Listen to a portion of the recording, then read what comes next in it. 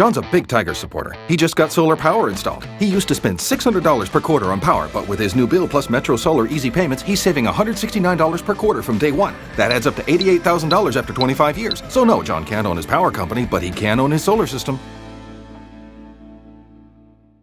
G'day Tiger fans, Richo here. Welcome to Raw Vision, brought to you by Metro Solar, and we have a treat today. The first time we've ever had a world champ on Raw Vision, Sammy Soliman. Congratulations on your recent victory over there in Germany. In his third attempt at a world title from Melbourne, Australia, here is the IBF #1 ranked middleweight in the world, introducing Sam King Soliman.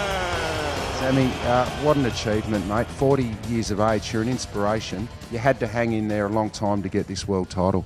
Yeah, just a couple of footy seasons. It's been a long time waiting. I say a couple of footy seasons because, what was it, 15, 16 years ago, we're in the beach at 7 in the morning and recovering from my hard run, and you're recovering from a hard game the day before.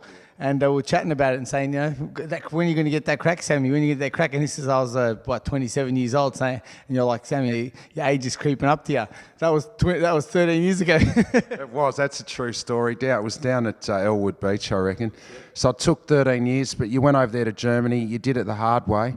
It's been a long journey. Is it true that after the fight, though, you got out and sung the Tigerland song in the rooms? Yeah, that was fun. It's a treat for me after a fight to celebrate singing a song because I can never get in there with the boys when they're singing it when we're winning a game because you got so many people around locking that circle. So I got the boys together and I had a lot of my Tiger fan friends that flew in from Australia and of course I also got another team in Collingwood because all the players at Collingwood are good friends with them and we sang the Collingwood anthem as well. So it was a good celebration.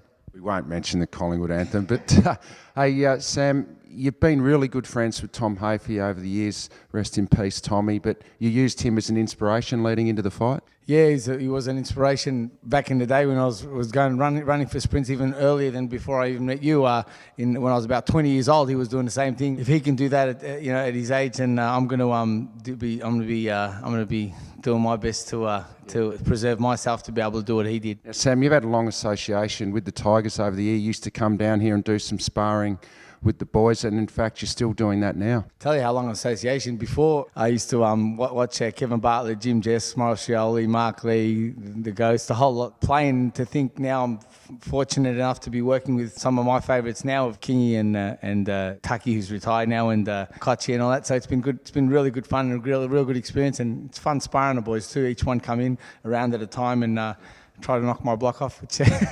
Who was the best? Tucky was always probably the best in my time. Jake King thought he was pretty good, Jake. But what about Big Ty Vickery? He could throw him around a bit as well. Yeah, mate. I think he's in the blood. He's Dad John Vickery. Like I trained with him since I was 17, so 23 years now.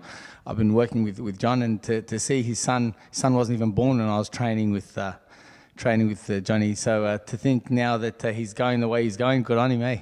Now, you're back home for a little while now. Will you get to a few games while you're here? Oh, mate, I can't wait. I've been drooling. I'm missing my footy. I missed the 11-goal marathon by Revolt the other week, but I heard it when the boys from Australia would give me the updates as I was in my training camp at the time, and I was pretty excited about it and can't wait to watch some more games. Well, hopefully you'll be a good luck charm for the Tigers over the next few weeks. Now, Sammy, there's a big fight coming up in New York, Madison Square Garden. The undefeated world champion, the middleweight Triple G versus Aussie from Tasmania and Daniel Gill. You're going to head over there and watch that? Yeah, and I look forward to that because I'll be fighting the winner more than likely, being that we've already started negotiations. I don't want to jump any guns until the fight's over, but I'm going to fly up there and enjoy the trip and and sort of study the fight as well as enjoy the time up there, and it should be fun. If Daniel Gill can win, it'll be an all-Australian first time ever for a unification fight.